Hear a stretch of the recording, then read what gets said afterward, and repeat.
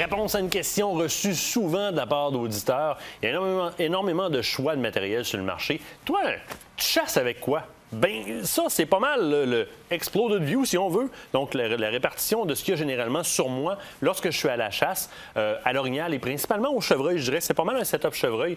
Et je commence avec ce qui me permet de tout traîner, mon sac à dos et comment j'en fais le choix.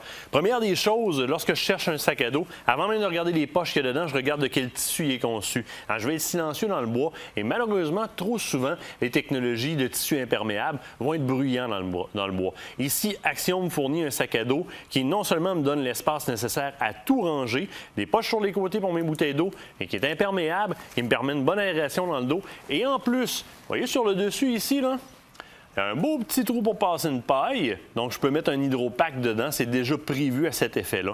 Donc, sac à dos qui est complet, très efficace, très résistant, confortable au niveau des bretelles, avec beaucoup d'attaches dessus. C'est ce que je veux, c'est ce que je cherche, et il loge quand même pas mal. Donc, très intéressant. Je m'en vais du côté des vêtements et on va faire quelque chose. On part de la couche du dessous, on va jusque sur le dessus. On va emballer ça tranquillement.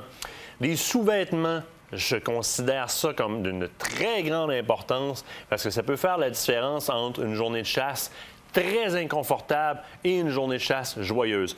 Pour ma part, bien, je m'affiche, je choisis Hypnose pour une grande raison. Il permet de respirer à l'entour de mes vêtements, à l'instar de certains sous-vêtements qui ne me le permettent pas. Alors, mon Hypnose, ce qu'il fait, c'est qu'il me garde au sec. Me garder au sec, ça veut dire me garder au chaud en même temps, et ça veut dire pas avoir mal dans le dos, d'un genou, d'un coude, etc. J'en ai fait plusieurs, Hypnose à date, et ils ont plusieurs versions en passant d'épaisseur. Hein. Ça, c'est le plus léger de la gang que j'utilise à ce temps-ci de l'année, donc il fait un petit peu plus chaud. Pantalon et gilet, manches longues, donc il me permet d'aller à la chasse et de rester au sec. Il y en a des plus chauds que ça, évidemment, pour faire des chasses un petit peu plus hivernales. Je demeure dans le Hypnose au niveau du camouflage tête, si on le veut. À la place de mettre du maquillage, bien, j'utilise l'ensemble qui me permet de bien respirer. Donc, une cagoule avec une bonne grille à l'avant. Pas trop épaisse, encore là, c'est l'épaisseur pour ce temps-ci de l'année, avec une belle tuque complète qui n'est pas trop chaude, juste suffisant. Lorsque je ne peux pas porter de casquette ou je ne veux pas porter de casquette, c'est ce que je fais. Donc, une belle protection, m'assure de respirer et je reste au sec. Le par-dessus, j'ai choisi pour ma part du côté de Action. C'est un 2 dans 1, donc 2 manteaux, un manteau plus chaud et un manteau plus léger qui se regroupent un par-dessus l'autre. Bon tissu, quand même bien imperméabilisé, très léger pour ce qui est de la partie du dessous de l'ensemble. Donc, c'est celle que j'utilise le plus souvent. Les températures vont rafraîchir. Je vais commencer à mettre le par-dessus qui est encore un peu plus étanche et qui a un capuchon dessus. Vous avez remarqué, il n'y a pas de grande membrane imperméabilisante à l'intérieur. C'est pas quelque chose que j'aime utiliser dans un vêtement de chasse. Les grosses membranes hyper imperméabilisantes et hyper antibactéries et hyper ci et hyper ça peuvent être bons au niveau du contrôle des odeurs. Moi, je considère que lorsque j'ai moins chaud dans un vêtement, hein, lorsqu'il retient moins l'humidité avec une membrane imperméable, bien, j'ai pas besoin de contrôler tant d'odeurs que ça parce que je ne sue pas de manière pour rien, parce que j'ai tout simplement voulu avoir une membrane. Un vêtement qui respire plus va me permettre de faire beaucoup plus de kilométrage à la marche sans avoir trop chaud qu'un vêtement qui va me permettre d'être imperméable, mais à quel prix être tout mouillé à l'intérieur et sentir très rapidement la sudation, donc me faire détecter par ma proie. C'est pas ce que je veux. Alors, vêtement très efficace du côté d'Action et bien, je traîne toujours les deux, on ne sait jamais, on est au Québec, hein, vous le savez, on part de moins 15 à 27 degrés Celsius, donc j'ai toujours les deux. Même chose du côté de l'imperméabilisation. Moi, j'ai appris ma leçon, je les ai toujours avec moi maintenant. Parce que je veux toujours les avoir avec moi, ça me prend quelque chose de compact. Ça, c'est mon pantalon. Ça rentre dans le fond de mon sac à dos. Le haut de ce kit-là se roule pratiquement de la même grosseur. Encore là, disponible du côté des amants de la nature. Hein, c'est du Action.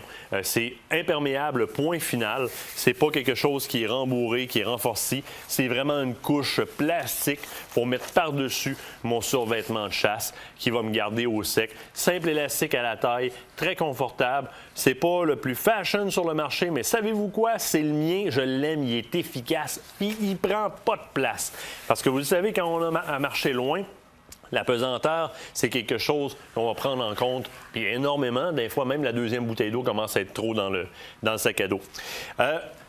Le dossard, bien évidemment, c'est la loi, on doit l'avoir. Moi, j'en applique un aussi sur mon sac à dos en surplus pour ne pas couvrir le côté orange. Alors, j'en choisis un qui est en petit polar, qui est quand même assez léger, mais qui me donne des caches supplémentaires du côté d'Action aussi, de ce côté-là.